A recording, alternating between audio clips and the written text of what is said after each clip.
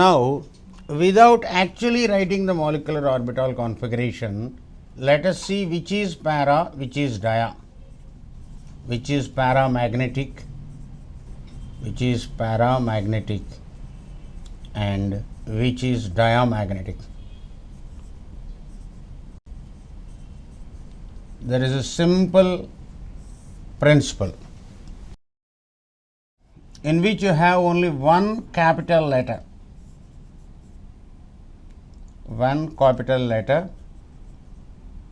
and no number.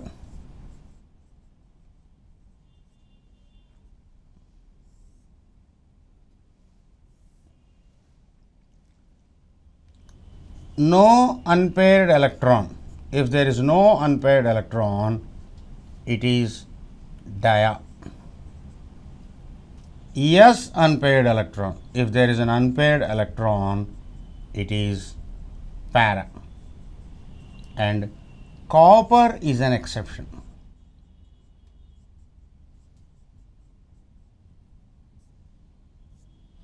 I will tell you what I mean by one capital letter. That is what I mean by element or elemental ion, Na plus, like that. Okay. Na, 3s1, unpaired electron is present, therefore para.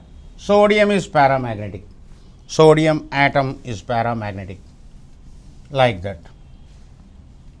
Al plus, aluminium plus, one capital letter. Oh, you have only one capital letter. It's an ion. Element, elemental ion.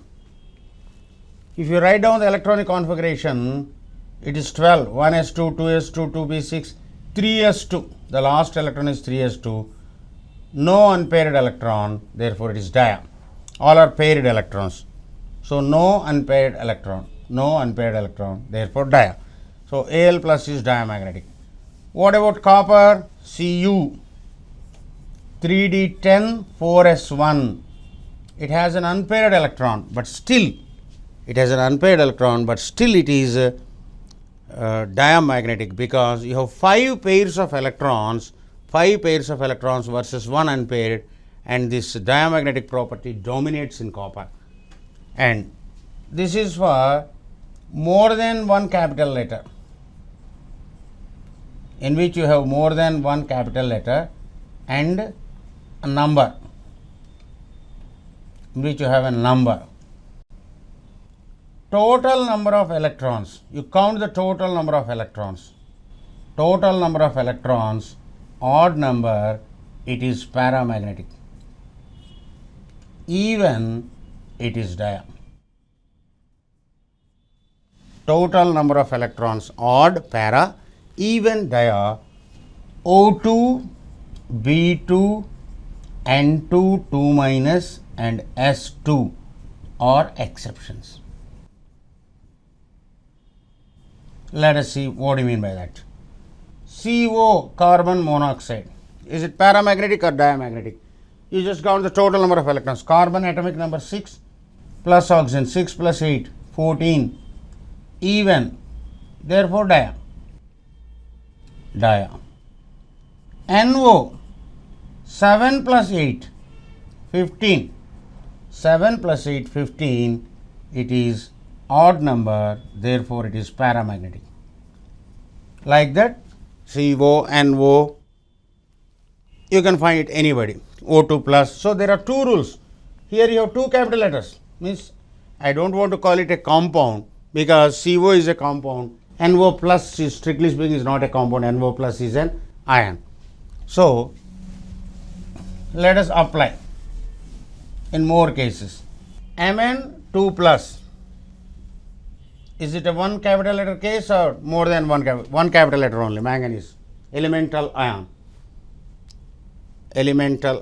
because strictly speaking I can't call this as elemental ion, it is a compound ion formed from a compound, NO plus. Therefore this is formed from an element only, one element only. Now Mn2 plus, what is the configuration? 3d5. Manganese, it is argon, 3d5, 4s2, When you remove these 2 electrons, you will get Mn2 plus. Mn2 plus 3d5. So you have 5 unpaired electrons, and therefore it is paramagnetic. And NO2, it is not one capital letter, more than one capital letter. When you have more than one capital letter, add all the electrons. 7 plus 16, 23, odd, therefore para.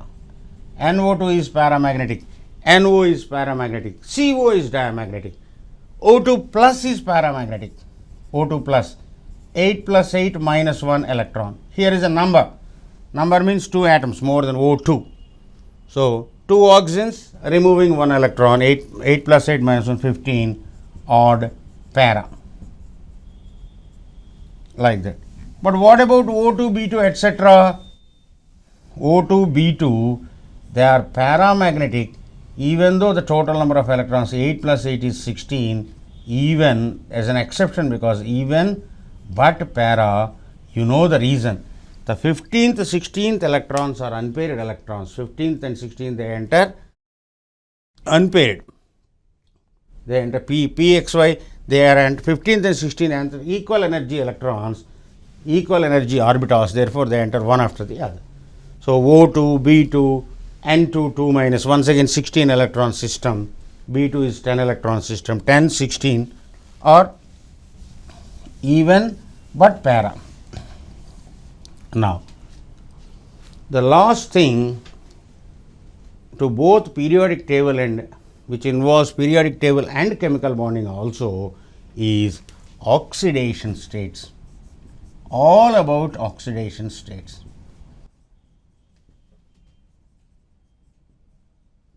Actually, we could have studied this in periodic table itself, but since it involves a little bonding also, I have brought in that here at the end of both the chapters. Now, what is this oxidation state at all?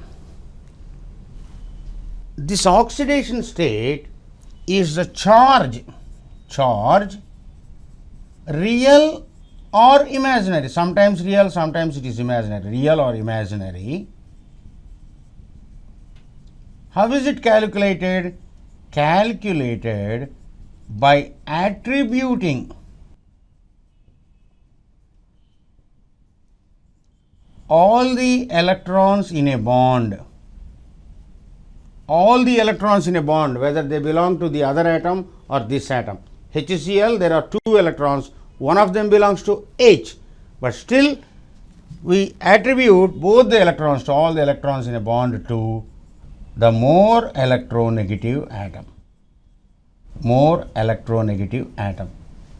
So why did I say real or imaginary? What is the definition of oxidation state?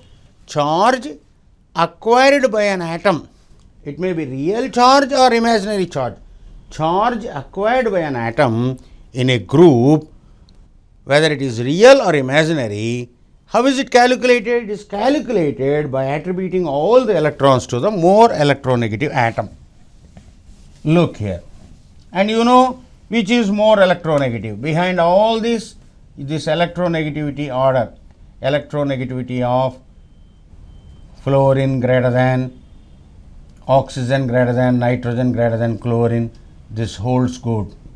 H greater than, B greater than, and you know you get other non-metals here. Now, CH2O.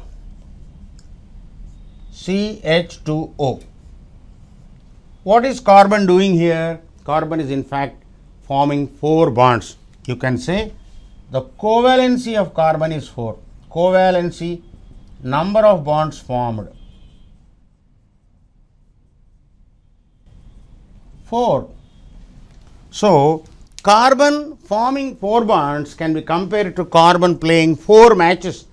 Carbon is playing 4 matches, 1 match, 2 matches with oxygen. So, what is it net tally? In some matches it wins, some matches it loses. When do you win? When do you win in general? When you play a weaker team you win, when you play a stronger team you lose.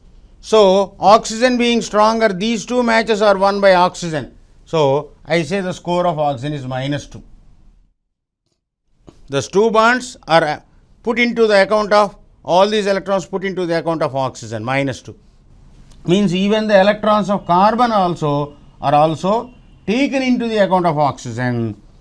Oxygen is winning the electrons. It's like winning a match. And hydrogen, carbon, technically carbon is more electronegative than you, since you have other here bromine, iodine, carbon, sulfur, phosphorus, etc. are here. So hydrogen theoretically loses this match. So what is carbon doing here? Winning 2 matches against hydrogens and losing 2 matches to oxygen. Net oxidation state is 0. So carbon is forming 4 bonds, but 2 of the bonds with less electronegative and 2 of the bonds with more electronegative. Net happens to be a loss of 2 electrons and a gain of 2 electrons. Net is 0. That's it. So it's all very difficult to write down the structure every time and calculate. Therefore, we need to have a procedure. So what is the oxidation state of phosphorus in its compounds? Oxidation state of phosphorus in its compounds. In its compounds, we can't say. Why?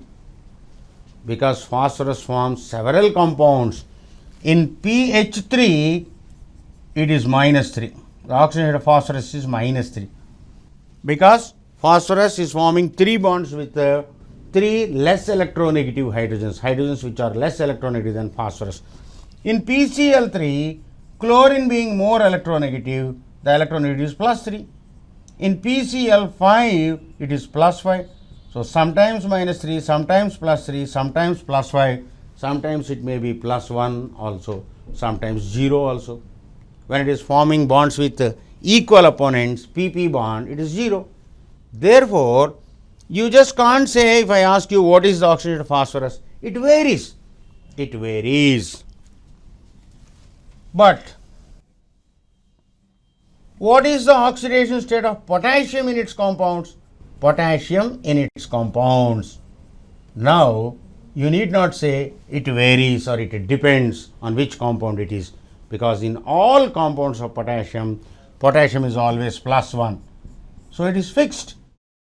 Some elements have fixed oxidation states, whereas some elements don't have fixed oxidation states. So let us first draw the rules. Which elements have fixed oxidation states? Fixed oxidation states.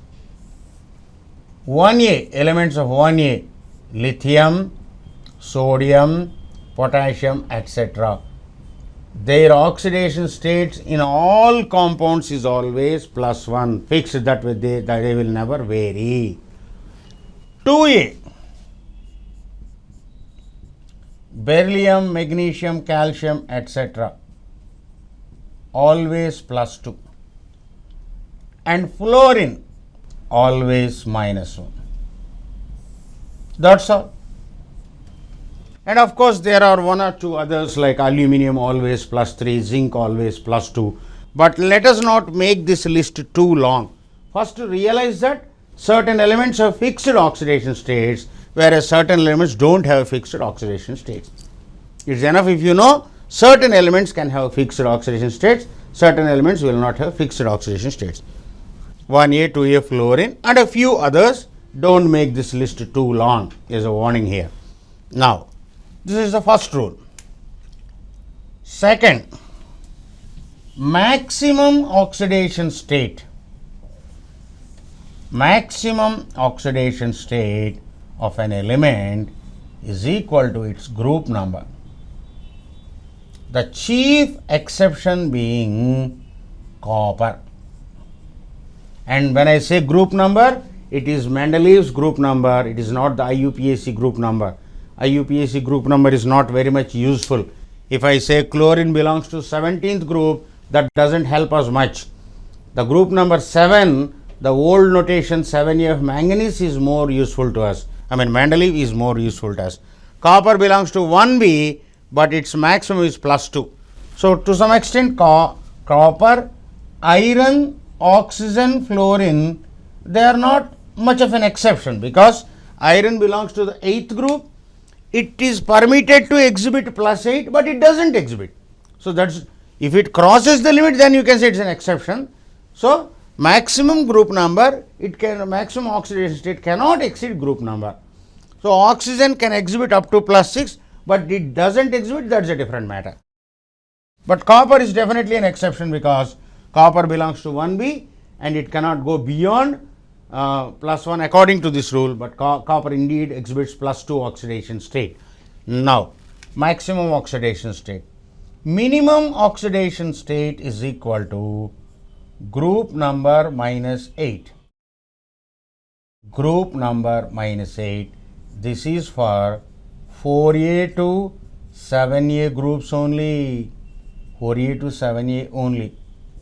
That is from carbon to fluorine groups. 4th group, 5th group, 6th group, 7th group. What about all other groups? You have first group, 2nd group, D block, 10 groups in D block. What about their minimum oxidation state? Before 4th group, aluminium, gallium, indium, thallium, etc. all other elements, S block, D block, F block, the 2 groups of S block, the 10 groups of D block, the 14 odd groups, if you don't want to call them groups, series, 2 series, F block, and even 3rd group except boron, all others are metals. All these are metals, and you know metals can never exhibit negative oxidation states, therefore 0. So, it's enough if you have a rule from 4A to 7A. Noble gases, any case they don't exhibit any compounds, therefore theirs is also 0. They don't have a maximum or they don't even have a minimum. So, maximum oxidation state is equal to group number, minimum oxidation state is equal to group number minus 8. So, sulfur, what is the maximum? 6th group plus 6, minimum 6 minus 8 minus 2. Chlorine, 7th group, maximum plus 7, minimum 7 minus 8 minus 1. Phosphorus, maximum plus 5, minimum 5 minus 8 minus 3. Carbon, 4th group, maximum plus 4, minimum minus 4. So, all these elements can exhibit any oxidation state, Now, the third and the last rule. First rule is about fixed oxidation state, second rule is about maximum minimum. Third one, if oxygen is O2 minus, then the compound is called oxide. If oxygen gets an oxidation state of minus 2, if oxygen gets minus 2, then it is oxide. If oxygen gets 2 minus, is called an oxide. If oxygen gets O2 2 minus, what do you mean by O2 2 minus? 2 oxygen atoms getting 1 electron each, that is 1 oxygen getting that is equal to O minus, or oxygen single bond. Whichever compound you have oxygen single bond, that is called a peroxide.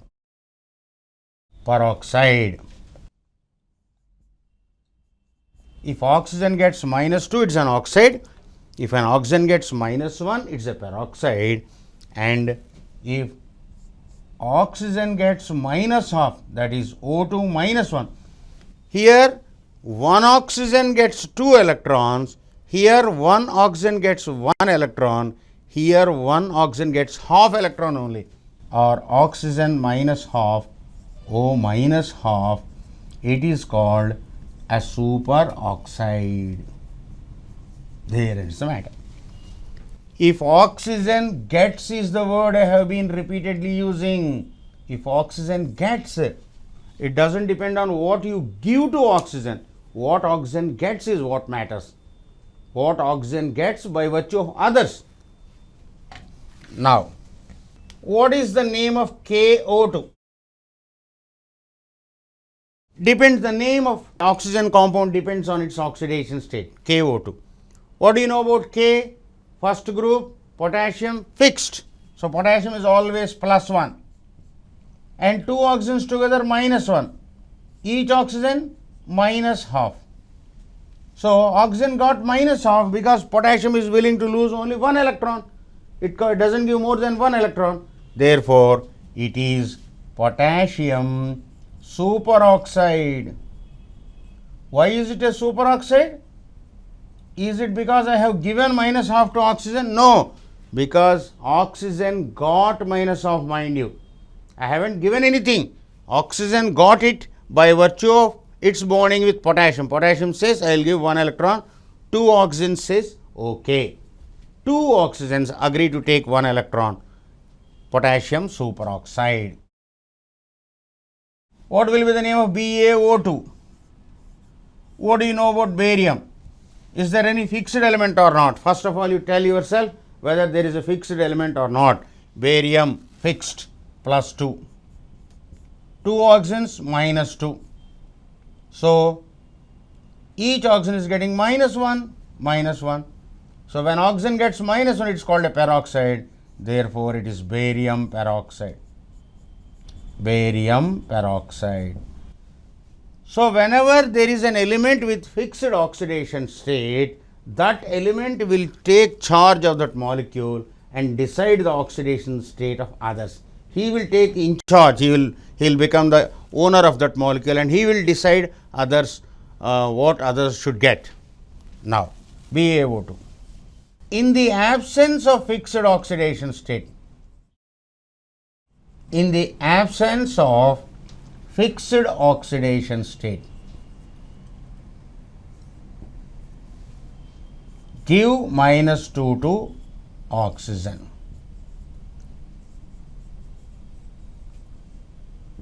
In the absence of fixed oxidation state, give minus 2 to oxygen, and if the other atom gets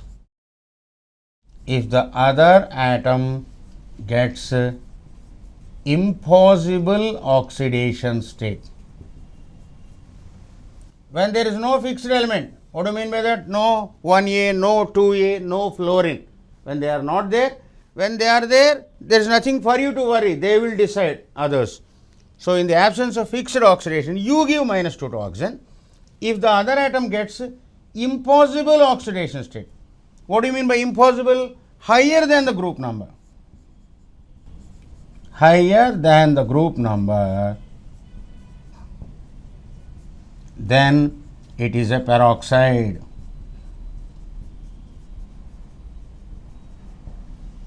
Means oxygen becomes minus 1. If oxygen is minus 2, others are becoming 2 plus, too much, too high positive charge. Therefore, oxygen says minus 1.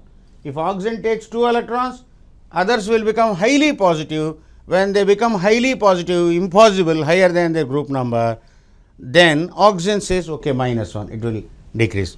So, oxygen is variable here. In all the compounds, oxygen is variable. Now, so what is that you should see? Whether there is fixed or not. Only one step. Fixed oxidation state or not. If fixed is not there, give minus 2 to oxygen. Then decide others. Sir, what if fixed or oxygen are not there? Okay, we can come to that. That's not a very important thing. But most compounds we have to find in which oxygen is involved or oxygen is not involved. Now, MnO2, is it a peroxide or a dioxide? How can you find out? There is no fixed. Therefore, give minus 2 to oxygen, minus 4. Manganese gets plus 4. Is plus 4 okay for manganese? If plus 4 is okay for manganese, oxygen can always take minus 2. Therefore, it will be an oxide. Oxygen need not change its position. Oxygen need not say, okay. So, manganese says no problem for me. Why? Manganese belongs to 7th group, plus 7. Highest oxidation state is plus 7. Minimum, of course, metal 0. 0 to plus 7, manganese can take anything. Therefore, manganese plus 4, no problem. Therefore, oxygen, giving minus 2 to oxygen here is not wrong. So, therefore, it is an oxide. Here it is okay. Stick mark means okay for manganese. Okay. Manganese says okay. And this is not a peroxide. Not a peroxide. This is not a peroxide, this is a normal dioxide. This is a normal dioxide. What about NO2? Is it a dioxide or peroxide? Long ago, it was by mistake called nitrogen peroxide, but no longer it is called peroxide, it is not a peroxide. Now, -4 plus 4. Plus 4 is okay for nitrogen. How? Nitrogen belongs to fifth group. Anything from -3 to +5 is okay for nitrogen. +4 is okay. Therefore, oxygen is -2. It is not a peroxide once again. Not a peroxide. Not a peroxide. What is the name? Manganese dioxide, nitrogen dioxide, carbon dioxide. PbO2. It was also called lead peroxide. In the old it was called lead peroxide, but it is not a peroxide. Strictly speaking, it is not a peroxide. Because if it is a peroxide, it contains oxygen-oxygen single bond. There will be one bond between oxygen and oxygen. Okay. PbO2. Give -2 to oxygen, -4. Lead, +4. Okay, because lead belongs to fourth group. Lead being a metal, 0 to +4 okay for lead. 0 to +4, anything okay for lead. Therefore, +4 is okay. Therefore, once again, not a peroxide. Not a peroxide. So, what will be the name? Lead dioxide. Lead dioxide. Like carbon dioxide, lead dioxide, silicon dioxide, germanium dioxide. Like that. But look at CrO5. CrO5. Can I call it chromium pentoxide? Can I say all of them are oxides with -2 oxidation state? -2, perhaps no. Let us see why not. -10, +10. Can it take chromium take +10? Oh my God, impossible. It's not saying okay. Until now everybody is saying okay, okay. But this is not okay. Chromium says, sir, I can't afford 10 electrons because chromium belongs to sixth group. 0 to +6, anything okay for chromium. +3 okay, +4 okay, +6 okay, but not +10. Therefore, what is that oxygen should do now? It should decrease its level. Instead of asking 2 electrons, it should satisfy with 1 electron. Now, so see how to draw the structure, we all know. How to draw the structure? 1 chromium, 5 oxygens, and we know this fellow has got a peroxy bond also. How do you know peroxide is a peroxide? Because chromium getting impossible oxidation state, it is a peroxide. Therefore, oxygen-oxygen single bond is there. What do you mean by peroxy? Oxygen-oxygen single bond. Be specific about that. Oxygen-oxygen single bond. Now, oxygen forms 2 bonds. Oxygen forms 1 bond, 1 bond, 1 bond, 1 bond. And chromium cannot play any more matches. Chromium has 6 electrons only and it is playing, forming all 6 bonds. So, what else is needed? These 2 oxygens need 1 more bond. So, they take a bond between them. What is it we have got? We have got a butterfly structure. Many books draw the structure first and teach you oxidation state like this, but it is not way. From oxidation state to structure, it is not from structure to oxidation state. If that is the case, how many structures you can remember? That is why people think that chemistry there is a lot to memorize, whereas there is not at all. That is not true. Follow a principle. What is the principle? You give -2 to oxygen. If the other atom says yes, okay, it is an oxide. And moreover, you see, it can afford only 6, but oxygens need 10. There is a difference of 4. Means 4 oxygens should decrease their demand. Instead of asking to give 1 electron, we get 1 electron from somewhere. Oxygen needs 2 electrons, no doubt, but from chromium they take 1 each from chromium and 1 each between themselves. And the resulting structure, it looks like a butterfly. So, we in fact have drawn the structure from oxidation state. Oxidation state to structure.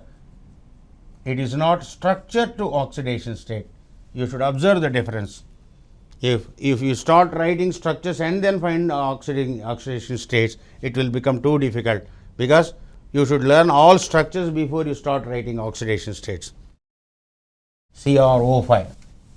So, number of peroxy bonds is equal to number of peroxy bonds. You don't need much of a formula, it is a common sense, it's common sense.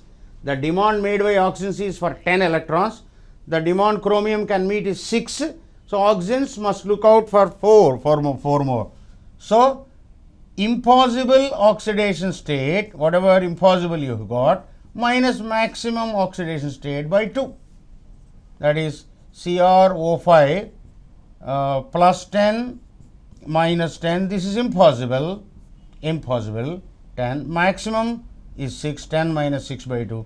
There are 2 peroxy bonds, that way you have got 2 oxygen-oxygen single bonds. Now, H4P2O7, do you have a peroxy bond in this? H4P2O7, H4P2O7, do you have a peroxy bond? In the last, in the previous part, we have even discussed how to draw structure also. I taught you 2 phosphorus atoms, 4 OH groups, 4 OH groups. How do you know the number of OH groups? The number of OH groups is equal to number of hydrogens present. If you have 4 hydrogens, 4 OH, except in 2-3 cases, don't bother about them. It is universal. 4 hydrogens, 4 OH, and 3 more oxygens distribute equally, and the 7th oxygen in the middle jointly distributed, shared by both. So, in fact, you don't have an oxygen-oxygen single bond. You never have a direct bond between oxygen and oxygen. That was not needed also. That was not even needed.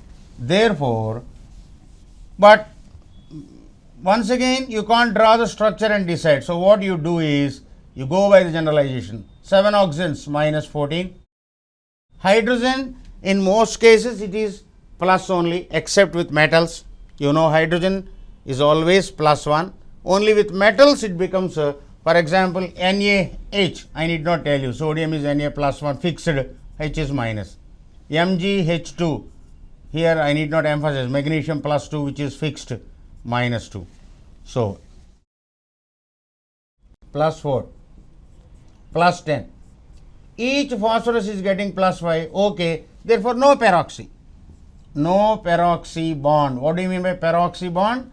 Oxygen-oxygen single bond. Oxygen-oxygen single bond. H4P2O7. H4P2O7. Like this. Now, you try to find out whether there is a peroxy bond in this or not. HClO4, does it have a peroxy bond? How to find?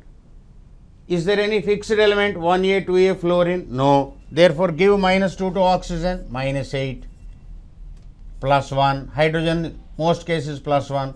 Chlorine, plus 7. And okay for chlorine. Chlorine can afford plus 7. Chlorine belongs to 7th group. Plus 7 is okay. Therefore, no peroxy once again. No peroxy bond. Oxygen-oxygen single bond is not there. What about H3PO5? 5 oxygens, 5 into give minus 2. You deliberately give minus 2 to oxygen. If everybody says okay, oxygen remains minus 2. If somebody objects, oxygen becomes minus 1. Minus 10, plus 3, plus 7, and this plus 7 is impossible for phosphorus. Maximum is just plus 5. Plus 7, therefore, it contains peroxy bond. How many? 7 minus 5 by 2. Impossible is 7. The demand for electrons is 7, but oxygen can meet a demand of 5 only, maximum 5. So, 2. 1 peroxy bond. 1 peroxy bond. 7 minus 5 by 2. Impossible minus maximum by 2. 1 peroxy. H3PO5. How do you manage the structure? 1 phosphorus. You know 3 OH groups are there. Number of OH. Number of OH is equal to number of hydrogens present. And one of them is OOH and a double bond. Phosphorus should form only 5 bonds. So, phosphorus is losing 5 electrons plus 5. This oxygen is minus 1. This oxygen is minus 1. This oxygen is minus 1. Why? This oxygen is gaining electron from this phosphorus. This oxygen is gaining electrons from this hydrogen. and they are not gaining anything between them. Like that, how to find peroxy bond? There is a categorical, strict, fixed method. Nothing was taken to chance here. Everything we are using a procedure and finding. Now, P4. What do you know about P4? It is an elementary state. It is not combining with anyone. All four are phosphoruses. So, there may be one bond or two bonds or three bonds, but they are between, all of them are between phosphorus. So, P4, it's like this, the fourth phosphorus. Because you know each phosphorus should form three bonds. 1, 2, 3. 1, 2, 3. 1, 2, 3. Each phosphorus 1, 2, 3. But all are PP bonds. So, what is the covalency of phosphorus? Covalency, number of bonds, 2. Oxidation state, 0.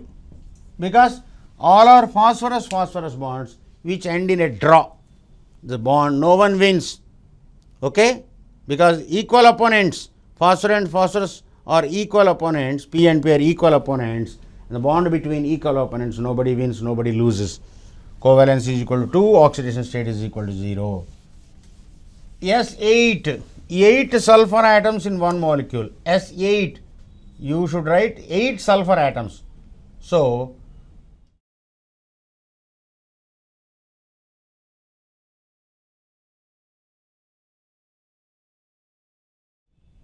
and you also know when sulfur forms two bonds, it is left with two lone pairs, and two bond pairs and two lone pairs, each sulfur should have a V shape around it. If you have sulfur here, there is a V. The other two sulfurs should be in a V. Now you will see. You are seeing so many V's here. V shape, V shape, V. Around each sulfur there must be a V shape because of two bond pairs, two lone pairs. You have got a crown like structure or a puckered ring structure because each sulfur is forming two bonds and two lone pairs. Two bond pair, two lone pairs, V shape. Here also V. Around each sulfur the configuration is V. This is called a puckered ring structure, puckered damaged ring and or a crown structure. What is the covalency of sulfur here? Covalency. Each sulfur is forming two bonds to no effect, forming no doubt two bonds, but the two bonds, no, it is not winning an electron, it is not losing an electron. P4S8. What about Cl2? Cl. No win, no loss. Cl. So 0. Neither losing nor winning. Two chlorines. OF2. H2TiO4. Find the oxidation state of all elements in these following. H2TiO4. HNO4. H2SO5. O2F2. KMnO4. OF2. Who will decide? Fluorine will decide. 2 fluorines minus 2. Oxygen is made to be plus 2. O2F2. 2 fluorines minus 2. Each oxygen plus 2. Two oxygens plus 2. Each oxygen plus 1. 2 oxygens of course plus 2. Each oxygen plus 1. And H2TiO4. What about H2TiO4? Minus 8 plus 2 plus 6. It is impossible for titanium because titanium belongs to 4th group. Titanium belongs to 4B and 6 is impossible. Therefore, it contains a peroxy bond. It is called per-titanic acid. Something with a per. H2SO5 minus 10 plus 2 plus 8. Impossible. Peroxy. HNO4 minus 8 plus 1 plus 7. Impossible. Pernitric acid, peroxynitric acid. Pernitric acid or peroxynitric acid, it contains a peroxy bond. persulfuric acid, peroxysulfuric acid. So, in some molecules the sound P or per will be there, but they need not be peroxy. For example, you have KMnO4 minus 8, potassium fixed plus 1, manganese plus 7, okay. So, for manganese plus 7 there is no problem, manganese can take as high as plus 7. Therefore, this is potassium permanganate, potassium permanganate.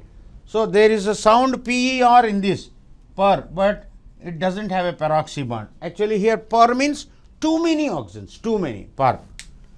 Per here stands for too many, KMnO4.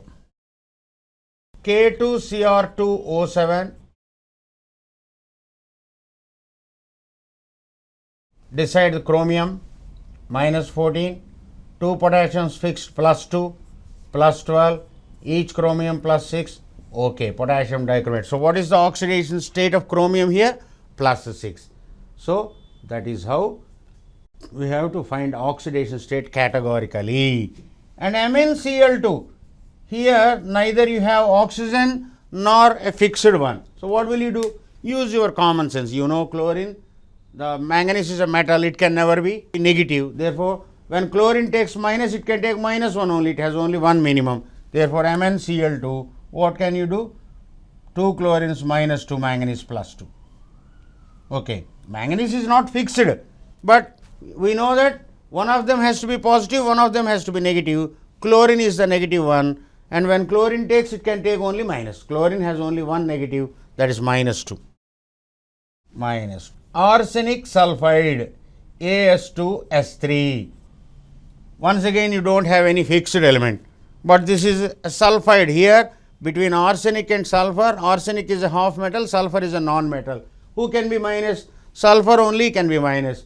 When sulfur is minus, it is generally minus 2. It is generally minus 2.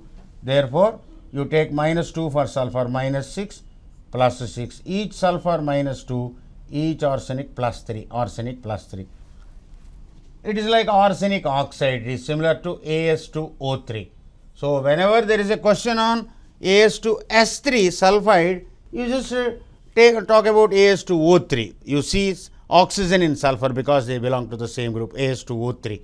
So, since oxygen is minus 2, sulfur also generally minus 2. Very rarely it is minus 1 in a compound called persulfide, persulfide.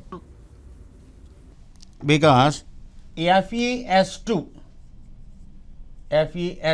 this is ferrous persulfide. How to know?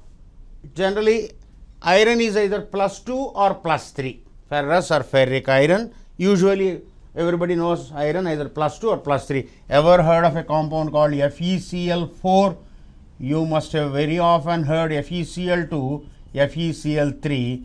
But FeCl4 is not heard of. Not heard of because you haven't heard about FeCl4 means it's not there. Sulfur usually, iron usually doesn't exhibit that. Ever heard of ZnCl3? No. Most of the time you must have heard ZnCl2 only. Therefore, why haven't you heard about ZnCl3? Because it does not there. Zinc doesn't show that oxidation state. So, FeS2, iron plus 2, 2 sulfurs minus 2, each sulfur minus 1. This is a persulfide. Like peroxide, it is a persulfide. You should compare that to FeO2. FeO2 where Fe cannot be plus 4, oxygen will be peroxide, persulfide, something. So, use your common sense in other cases. So, but frequently asked questions will contain most common compounds, not uncommon compounds, molybdates, tungstates, you won't have them. You will have only main compounds only usually. So, we have discussed all those things that are common. So, oxide, superoxide, peroxide, and we are deciding whether somebody is a peroxide or not using a categorical principle, not by using haphazard manner. H2S2O8, do you have a peroxy bond in it? 8 oxygens minus 16, 2 hydrogens plus 2, 2 sulfurs plus 16, plus 14 rather, plus 14. Each sulfur is getting plus 7, so this is impossible. Therefore, this contains a peroxy bond. This molecule is called per-disulfuric acid, per-disulfuric acid. Like that, If you have a fixed oxidation state, he will decide. If you don't have a fixed oxidation state, you go and give -2 to oxygen, and if all others are happy, then it's okay. Okay, that's all about oxidation state. We will begin something new. Now, between two molecules of HF, I am talking about molecules. Between two molecules of HF, what can exist when two molecules of HF are together? This fluorine is highly electronegative. Therefore, it always keeps the pair of electrons close towards itself. What is electronegativity? The tendency to attract shared pair of electrons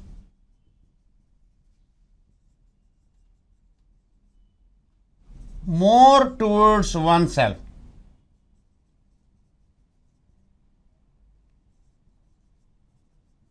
To keep the shared pair more towards me. Here these two electrons belong to both hydrogen and fluorine equally, but fluorine wants to enjoy a lion's share of it. Therefore, it always keeps the electrons, so it becomes minus delta plus delta. And here this fluorine also minus plus. Actually, we are defining electronegativity very late, in the sense we saw the trends in electronegativity in periodic table itself. But why are we discussing now? Now only I will be able to discuss this, because it is about shared pair, and shared pair being close to one atom. So, that's why earlier I did not even attempt to define, because in any case we are going to define today. The tendency to attract shared pair of electrons more towards oneself is called electronegativity, and because of electronegativity an atom becomes partially negative, minus delta, partial negative charge. So, between these two molecules, what happens is a strong force of attraction is developed. It is attraction between molecules. Until now we have been discussing attraction between atoms only. We are discussing the bonds inside an atom. Now we are discussing an attraction outside the atom. This is called hydrogen bond. Okay, this is called hydrogen bond. So, because of hydrogen bond, molecules are strongly attracted.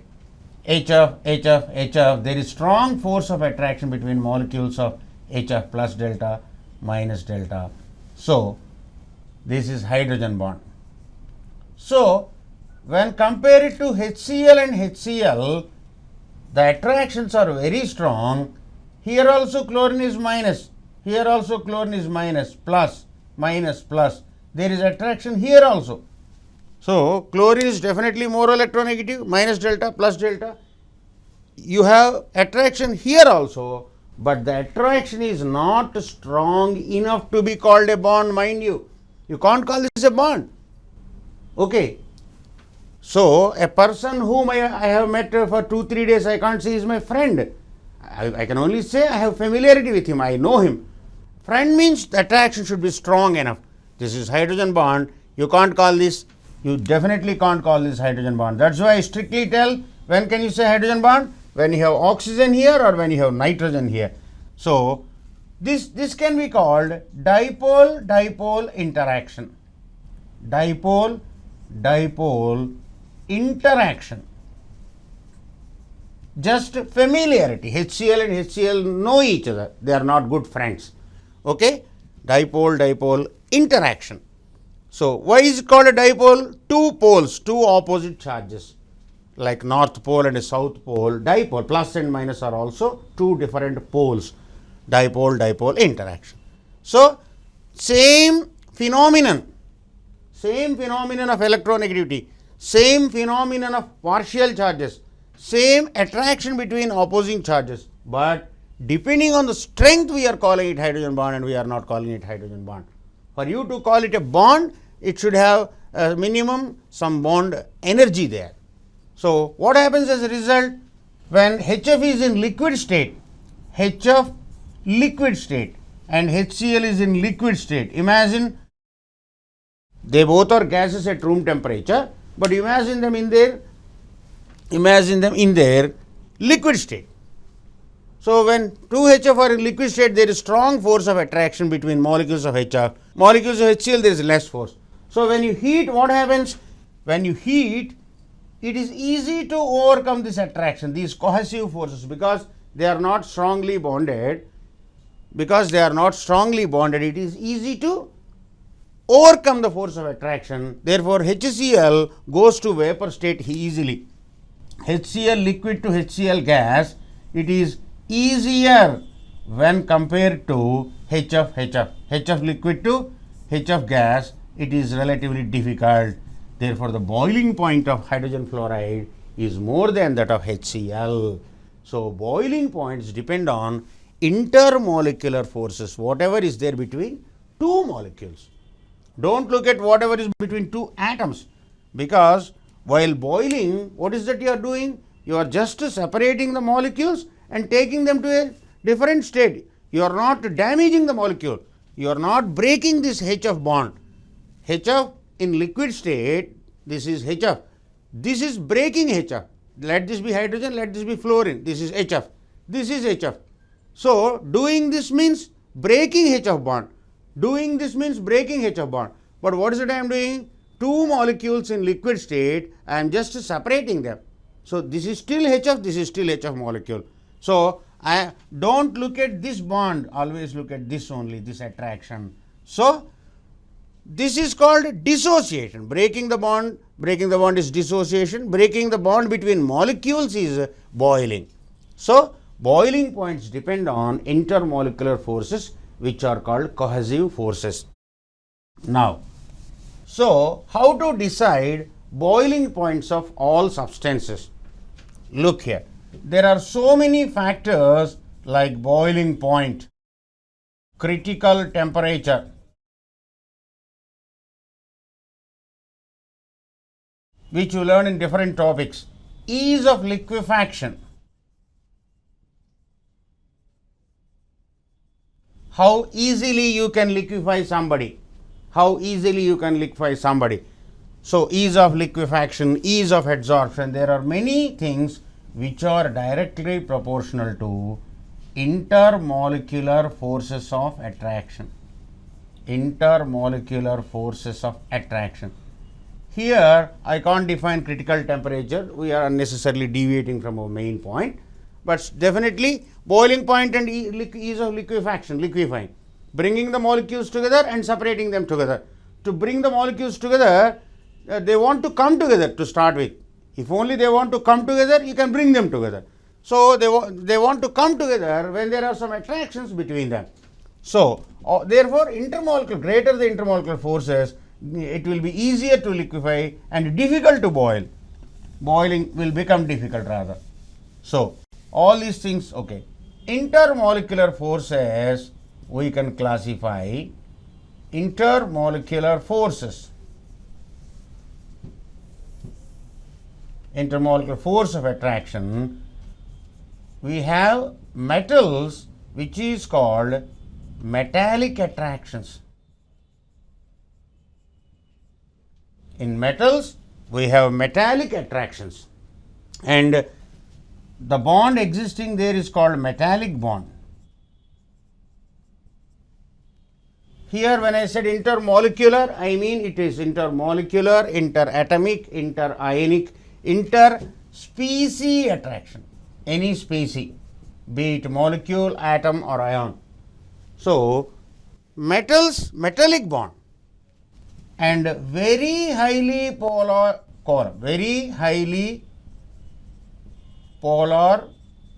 substances.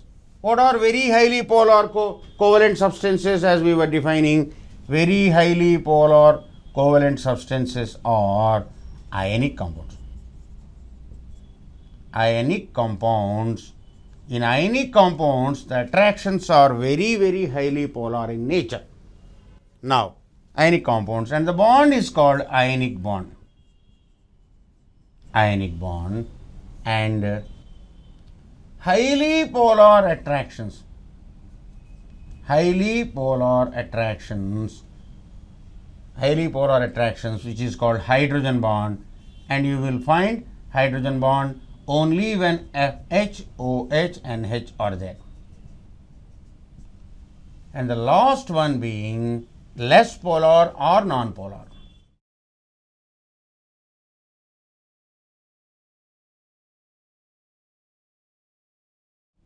Less polar and non-polar molecules, there can be several types of attractions. All other than ionic bond, other than metallic bond, other than hydrogen bond, other than these 3 bonds, all other attractions are called van der Waals attractions.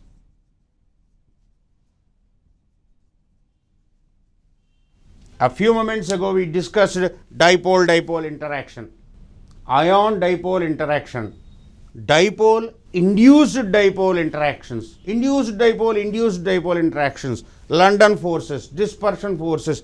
There you give any name. If it is not a metallic bond, and if it is not an ionic bond, and if it is not a hydrogen bond, all others are van der Waals. And this van der Waals force of attraction is directly proportional to atomic weight or molecular weight. Atomic weight or molecular weight. Okay? Therefore, boiling points in general,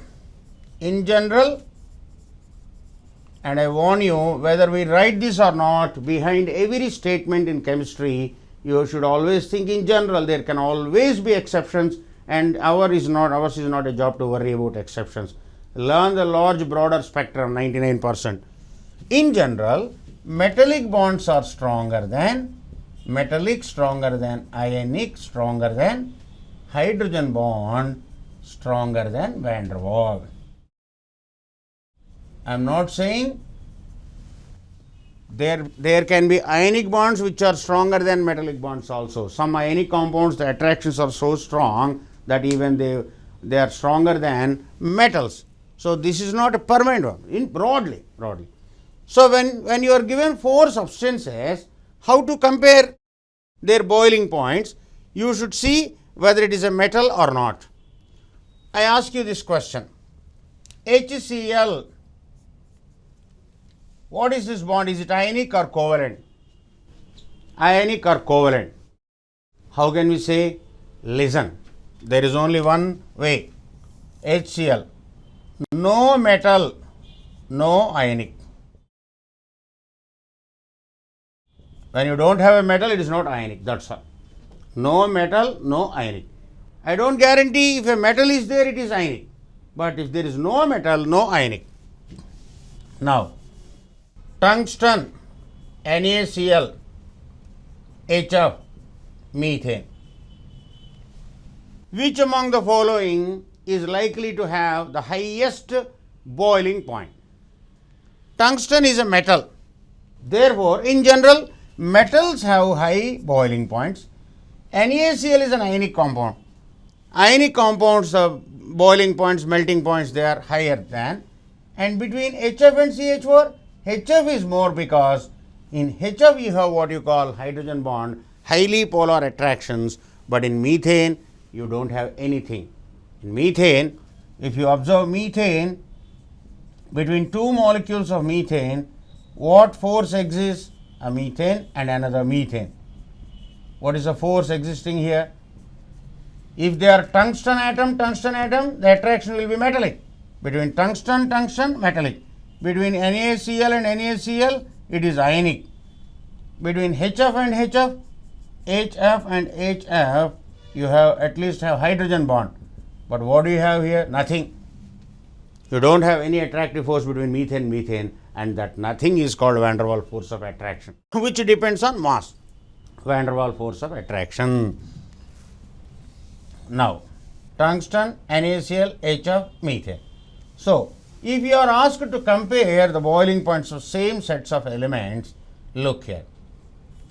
Helium, neon, argon, krypton. Boiling points of. How to compare the boiling points? Helium, neon, argon, krypton. Are they metals? No. How to classify metals? How to find out which are metals? Very simple. All sounds ending in N. Helium, sulfur, phosphorus. These are non-metals.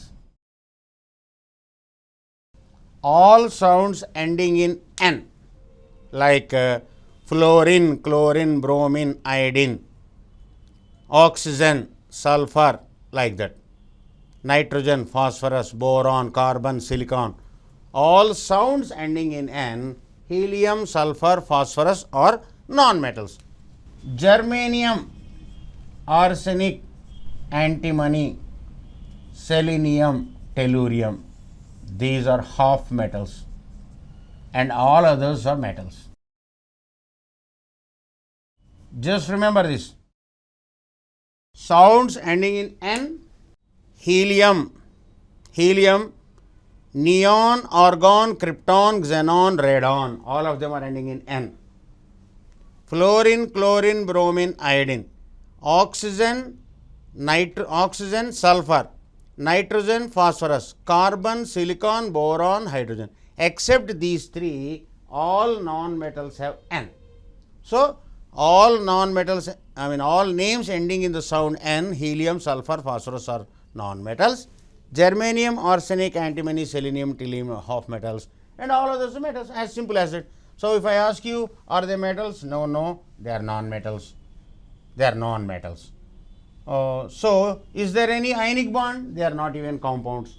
Is there any hydrogen bond? Hydrogen bond is there only in compounds between two molecules. So, what you should look at is only the mass. So, boiling point of helium is less than that of neon, because boiling points in this case, boiling points, I repeat, in this case are directly proportional to atomic weights. Not in every case they are directly proportional, only in this case they are directly atomic weight, because there is nothing else to distinguish between helium and helium, neon and neon. There is nothing else. What exists between two atoms of helium and two atoms of neon? Nothing. That nothing, of course, is called van der Waals.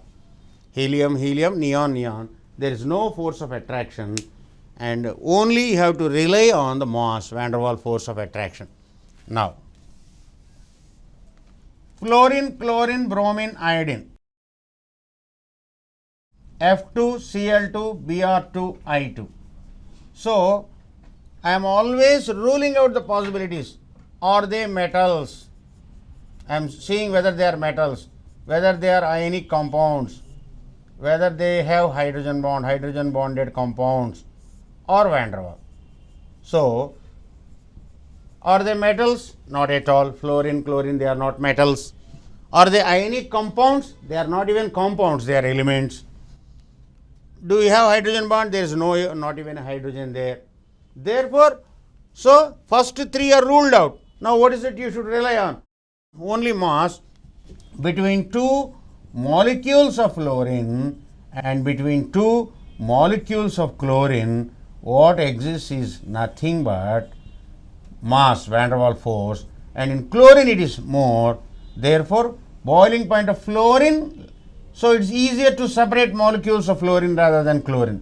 Fluorine, chlorine, bromine, iodine. Boiling points of. That is why fluorine and chlorine are gases at room temperature. Bromine is a liquid, iodine is a solid. Okay? Greater the intermolecular forces, molecules come together. When they come together, it is called liquid. What is a liquid? Where the molecules are very close. Solid means molecules are very close. Liquid, gas, very far away. Solid, liquid, gas. So, here the molecules are very close because of intermolecular attractions, and iodine still greater intermolecular attractions, therefore it is a solid. Now, HCl, HBr, HI. Once again, same logic. Are they metals? No. Are they ionic compounds? No. How can you say no metal, no ionic? HCl, is it ionic or covalent? I can say it's covalent because there is no metal. I am not saying if a metal is present, I don't guarantee it's an ionic bond. Suppose if you ask me whether AgCl is ionic or covalent, perhaps I can't say. AgCl, is it ionic or covalent?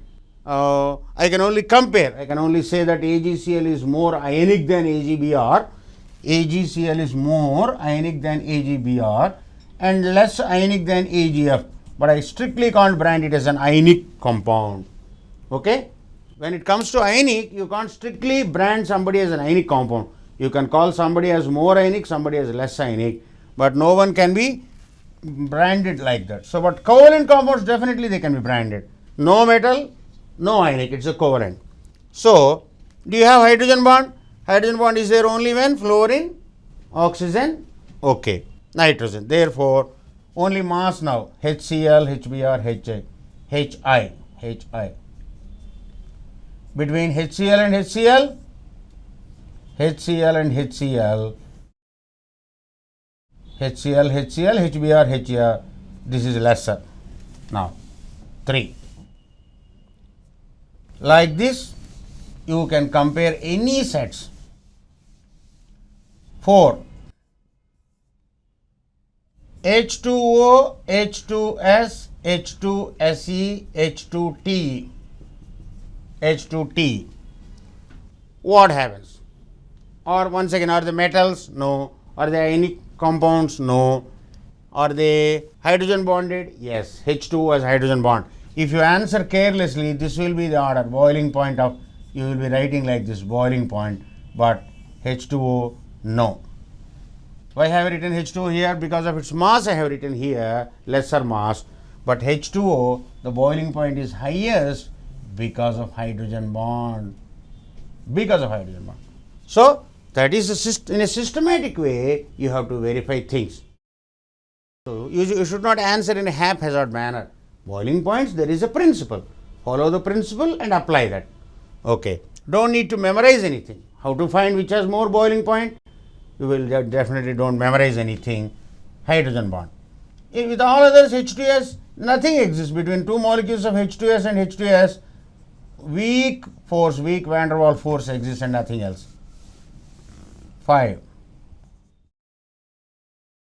So, in the group ammonia, NH3, PH3, ASH3, SbH3, if you observe closely, what I am comparing are the boiling points of hydrates of non-metals.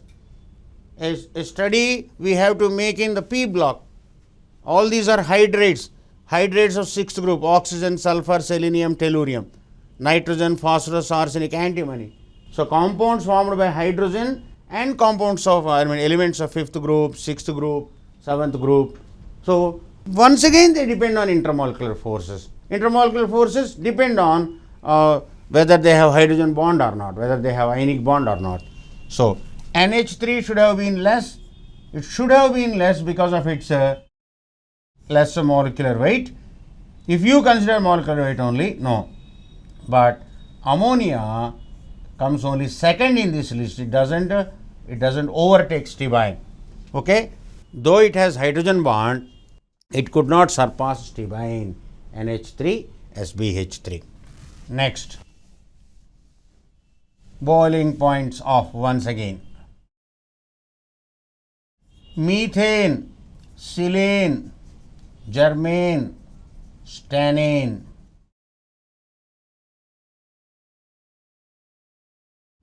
Mass only, because they are not metals, they are not ionic compounds, they are not hydrogen bonded. Therefore, we are relying solely on their mass. Methane less than, silane less than, germane less than, stannane. Next, methane, ethane, propane, butane. The first 4 alkanes. How to compare between methane and ethane and ethane? Methane, ethane. What exists? Nothing except van der Waals. Therefore, only mass. Greater the mass, greater the molecular weight, greater the. And a last instruction is this. Among isomers,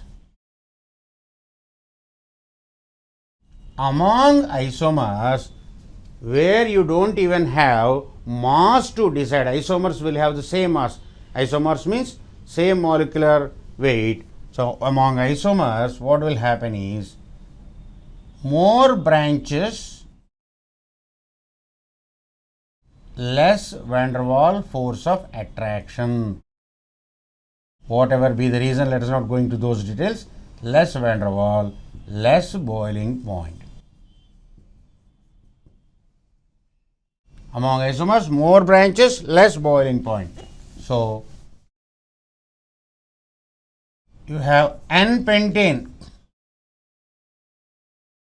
isopentane,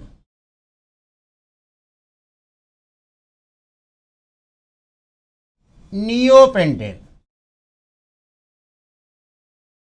N-pentane, there is no branch. Isopentane means one branch. Isopentane will have, this is isopentane and this is neopentane. 5 carbons, but still 2 or like this. This is, therefore, more branches, less boiling point. So, this is normal. That's it. So, this is used as a last tiebreaker. Talking about surface areas and their dependence on boiling point, that is the last resort. You look at it when there is no other force of attraction exists actually. Between orthonitrophenol,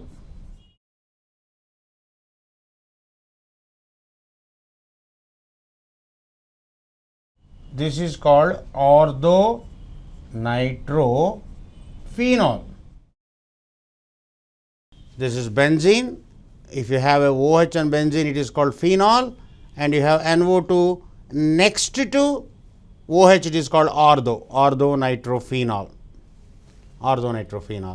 And paranitrophenol, the same phenol, but the NO2 is in the para position, opposite to it. This is called paranitrophenol. Look here.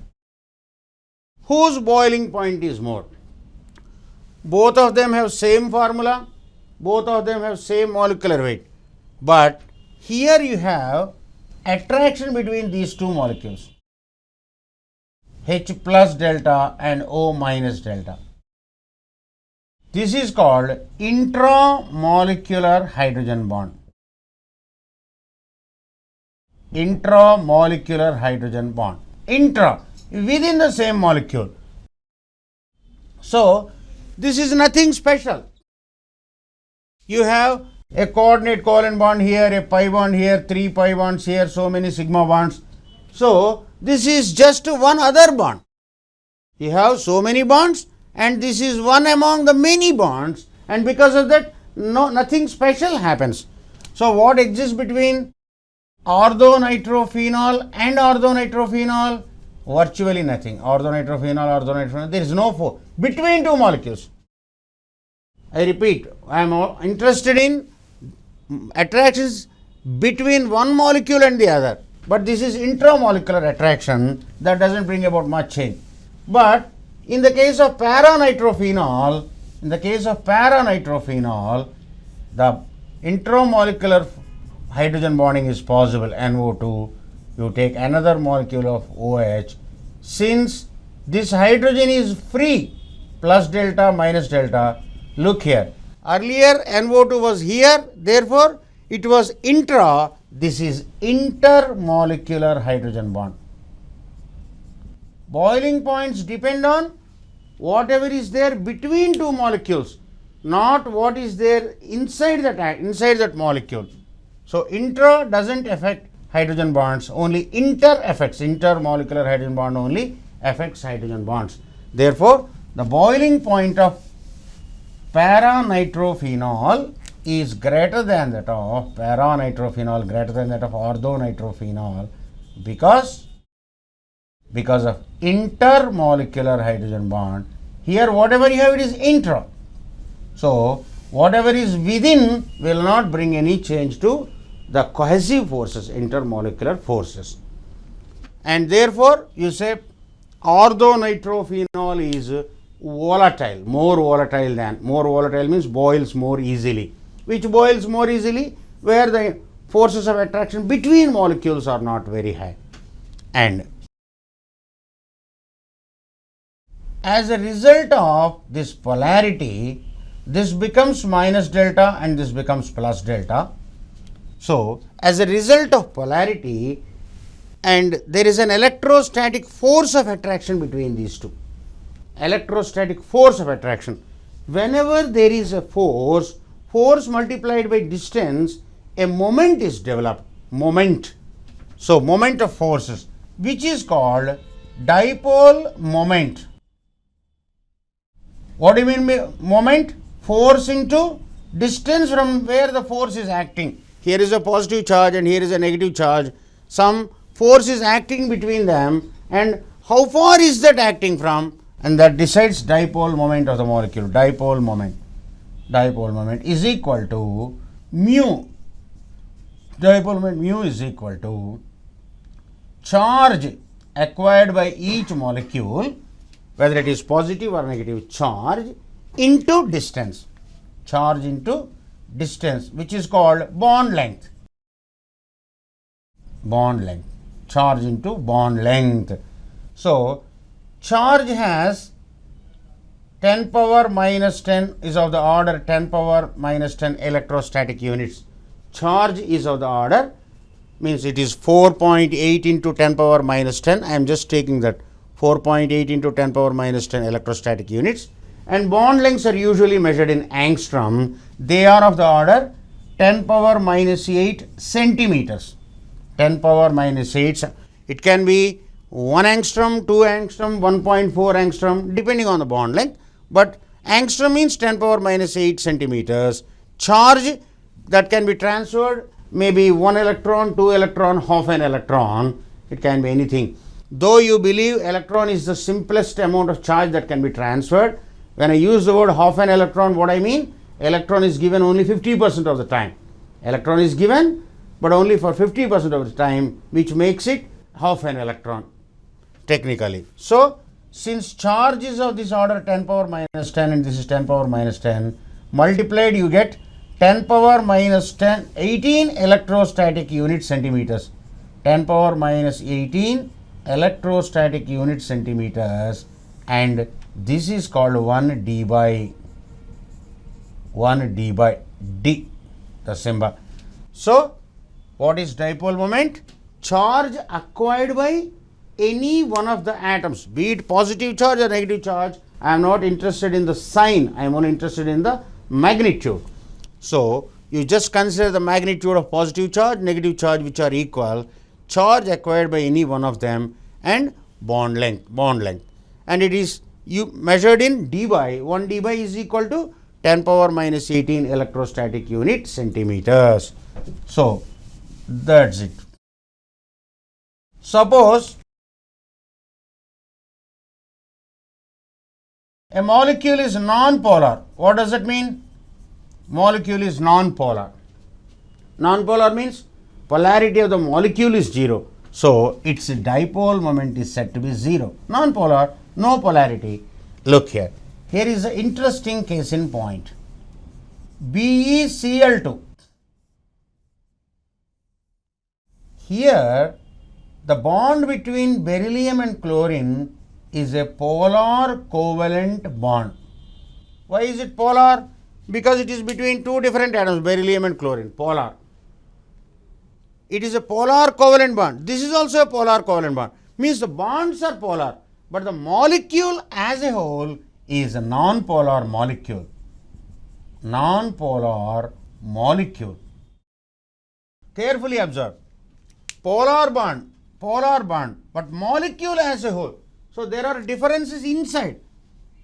There are differences of opinion between beryllium and chlorine, beryllium, chlorine. But as a molecule, as a whole, it is calm, because the dipole moments cancel each other. Whatever the dipole moment which is acting in this direction towards the greater electronegative, they cancel each other.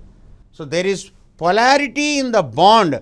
Polar covalent bond, I and you should be careful. Polar covalent bond, this is non-polar molecule. ठीक है ना? A molecule with a polar covalent bond, but non-polar polar bonds, non-polar molecule. Okay?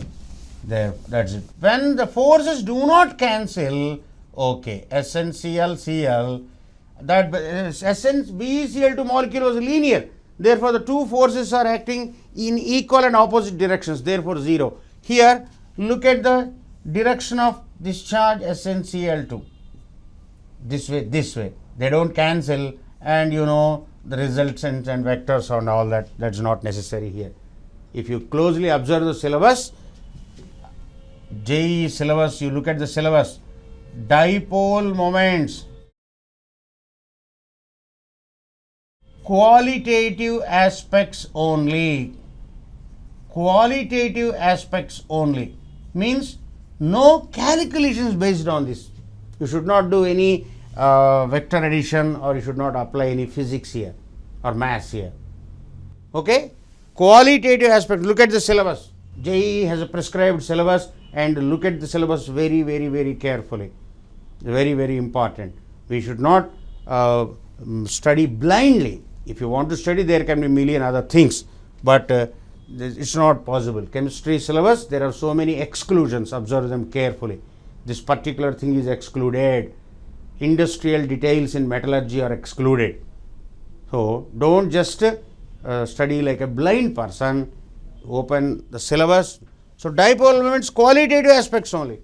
If you want to calculate, this is x, this is x, this is theta, and you are trying to calculate the resultant, mu is equal to, using that mu is equal to square root of mu1 square plus mu2 square and all that. This is not required, and if that is necessary, you can do it very easily. In any case, physics, that is no big thing.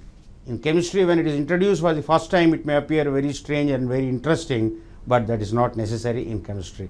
Dipole moments, qualitative aspects only. Which is more polar? So, dipole moment of HCl, HBr, HI. Dipole moment mu. Dipole moment. HCl definitely greater than, because more electronegative. Greater the electronegativity, greater the dipole moment. Greater the electronegative difference, greater the dipole moment.